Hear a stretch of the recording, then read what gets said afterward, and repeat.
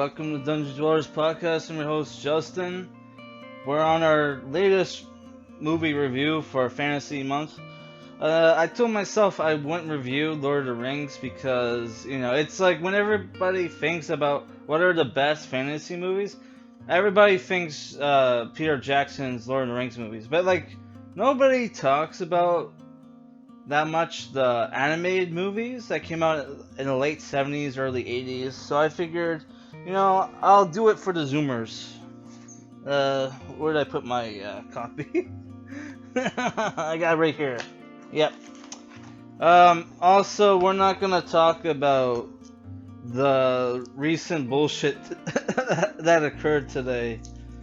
Which sucks, cause I was gonna watch a live stream by my buddy White Corey, but he didn't stream today, probably because everybody would have been talking about in the live stream, in the chat, the Biden victory, and that would have just distracted everybody.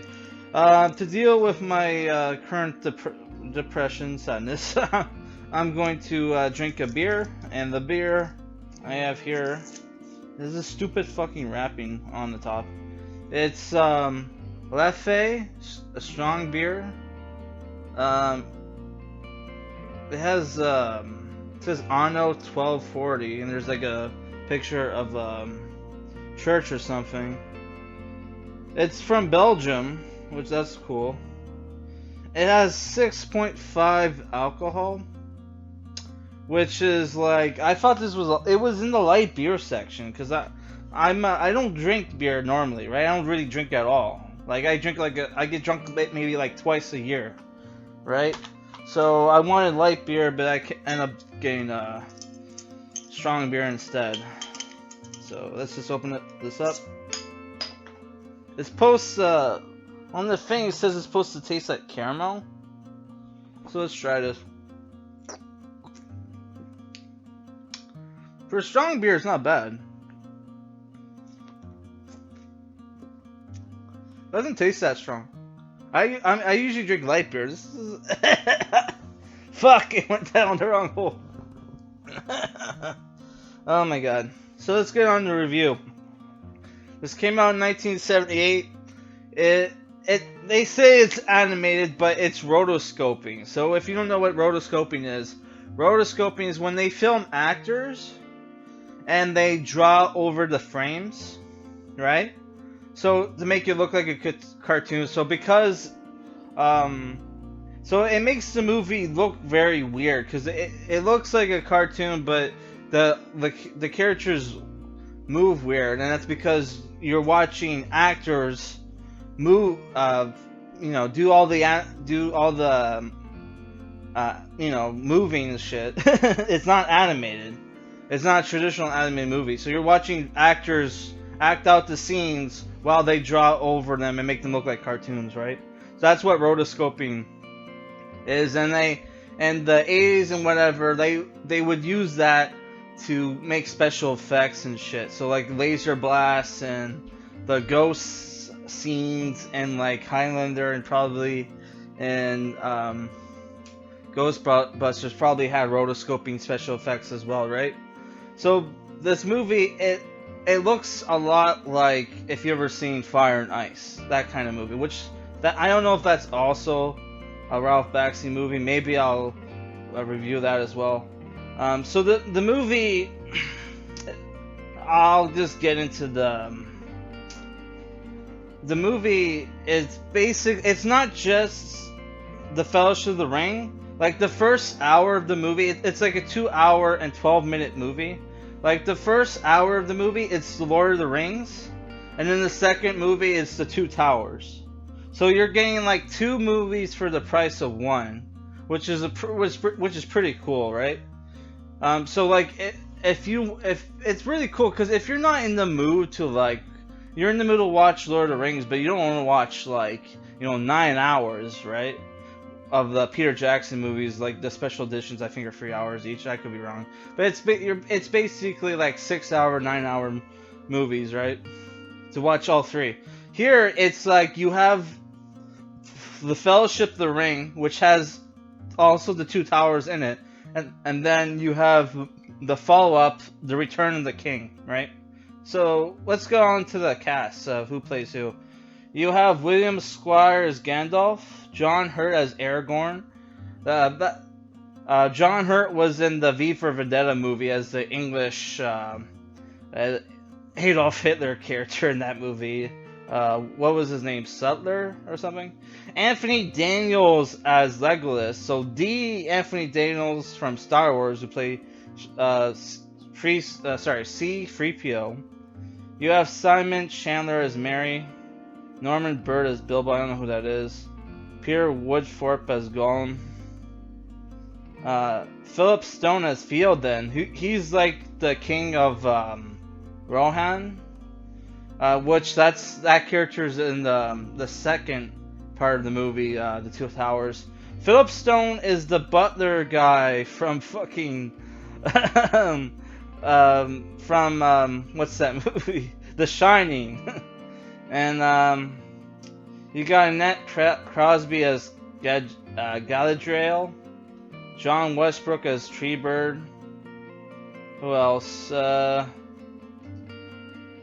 It's not showing me who plays Sam and oh, you got Christopher Guard as Frodo, Dominic Guard as Pippin, Michael Graham Cox as Boromir, David Buck as Gimli, Saruman's played by Fraser Kerr, and who plays Sam? Who gives a shit? All right. So that's pretty much everybody. This came out in 1978. So if people don't know, J.R.R. Tolkien was very Christian, right? So like a lot of the inspiration for Lord of the Rings came from the Bible, and all the different races are different Christian groups. Sorry, not Christian groups. Religious groups, so people disagree on what is what. My interpretation, like from other people, is that man are supposed to be agnostics, elves are supposed to be Christians, and in this movie the elves look very holy. They're all wearing like white clothes, gold and like blue and shit like that, right? So they look very noble in this movie. The dwarves are Jews. Hobbits, I don't know what the fuck hobbits are. Nobody talks about that. And I don't know if this is true, but people say orcs are supposed to be Muslims. So who the fuck knows? But in the story, orcs are like fallen elves and shit. So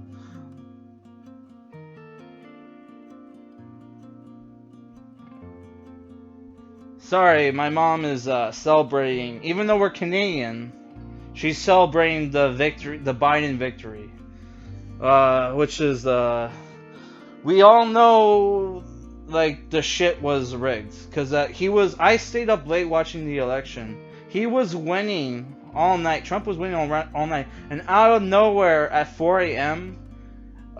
there's all the ballots came in, a huge increase for Biden, right? So I think the election was rigged, but who the fuck knows, right? So the movie, I don't know, I really liked the movie. I thought the acting was great. The animation is a little weird. The orcs kind of look goofy. And the characters are very very cliche fantasy designs for the characters. They're wearing basic tunics and shit. Plain swords, stuff like that. All the orcs in the movie look the same. They're all wearing horn helmets and they're all like carrying axes and shit. I'll show a picture of what the orcs look like in the movie. Though I thought the Balrog scene, the way they did the Balrog scene was pretty cool. Even though it was like obviously like a big ass costume. Like the wings weren't moving at all. But whatever. The fight scene, you see the Balrog fight scene before and after. and and the after, like, as like Gandalf recaps the fight, you see these beautiful illustrations. So I probably should have gone into like the what the Lord of the Rings story is about. Basically, for the Zoomers that don't know, um, there was a big battle in Middle Earth between all the races of man versus this evil sorcerer king or whatever called Sauron, who forged the elves forged 9 rings of nine rings of power. Went to like all the kings of man, some of the kings of the elves, but like Sauron made the one ring to rule them all. So basically, check out that scene from Clerks 2, and it explains pretty much the whole movie. But basically, shit happened. The ring got lost. Bilbo found it. Bilbo Baggins found it. It's eventually given to his nephew, and his nephew has to take the ring under the behest of Gandalf the Grey, the wizard. Has to take the ring and take it to Mount Doom where it was forged and throw it into the lava, right? So it could be destroyed, because it's this magic ring of power, but like nobody can use it except Sauron, and anybody who tries to use it gets corrupted and turns evil. And like you even see this Hobbit character named Gollum, who was a normal Hobbit, but turned into this weird goblin-looking character, gray-skinned goblin-looking character who eats food raw and shit, and is a thief. So like honestly, the action in the movie I thought was good. It has this kind of, despite the hokey animation and all that shit, and the cliche like fantasy aesthetics, the movie takes itself serious. All the voice actors take themselves serious. I even fucking know the fucking Anthony Daniels C-3PO was playing Legolas, which is everybody's favorite character from Lord of the Rings. He did a fine job as Legolas, right? Though Gimli is kind of like, Boromir gets more scenes in the movie, like dialogue scenes, than Gimli. But then again, Boromir is probably a more important character, at least in the first movie, right? Yeah, so like other people's favorite, everybody's favorite duo in Lord of the Rings is usually Legolas and Gimli, hence why I brought that up. Aragorn by John Hurt, even though John Hurt, you wouldn't look at him and think, hey, that guy is Boromir, but he did a good, sorry, not Boromir, Aragorn, he did a great job, and for some fucking reason, they made Aragorn like look Native American in this movie. At least people say he's supposed to look Native American. I don't fucking know. He looks fine to me. It doesn't bother me at all. But some people might be bothered by that. So my thoughts on the movie: it is dated by today's standards, but I feel like if you're like into Lord of the Rings, but you want to see a different interpretation of it, and like you don't want, like, who the fuck wants to spend like 9 hours watching the Lord of the Rings movies, the Peter Jackson Lord of the Rings movies, after you've seen it like a dozen times? Check this out. It's a lot shorter, a lot like like this movie is 2 hours and 12 minutes, but I'm saying like you have the Lord of the Rings, you have the Return of the King movie as well. So like you're basically watching 2 movies to get the whole like trilogy story, whereas you have to watch like 6 to 9 hours depending on which versions you watch of the Peter Jackson movie. So I think if you want more of a bridge version of the Lord of the Rings tale, check out the Ralph Bakshi Lord of the Rings, Fellowship of the Ring, and Return of the King. For people who were clicking around the video, the Lord of the Rings movie that we're reviewing, it both tells the tale of Fellowship and Two Towers, okay? So yeah, I give this movie a 7 out of 10. I'm definitely going to pick up Return of the King. Our next review is